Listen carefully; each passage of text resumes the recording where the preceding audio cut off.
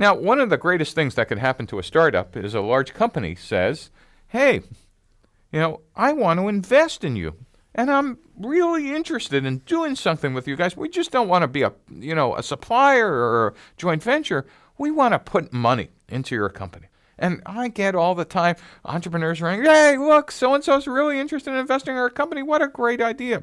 It is a great idea. But you really need to put on your, green eye shades and black armbands and roll up your sleeves and really think through here, what's in it for you versus what's in it for them. Obviously, if you're a technology-driven company, the first thing they want is access to your technology. Congratulations. But their objectives are not to make you a large company. Their objectives is to make them a larger company. So you need to understand, what kind of deals do they want? Oh, we want most favored nations clause, which means, if you sign a deal with anybody else, we always want a better deal. Or my favorite is, we want an exclusive for a year. Now, all these things sound great from the large company's perspective, but the question to ask yourself is, well, what do they do for me building my business? And I always turn to large companies and turn this around. And I'd say, you want a one-year exclusive or you want most favored nations? Sounds like you actually want to buy us without actually spending the money. Because my goal is not to be a small subsidiary of your engineering department.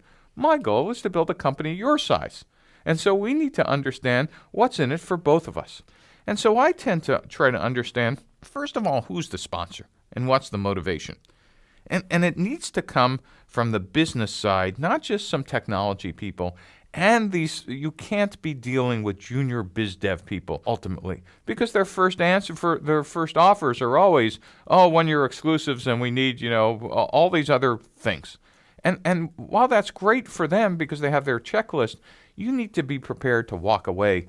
But if you understand who the sponsor is, you can actually have an adult conversation saying, listen, this doesn't work for me. Actually, what you want me to do is to be selling to your competitors because that's the only way I could grow more resources to make you successful. I'm happy to consider how you get an advantage, but you can't decide I'm your only supplier.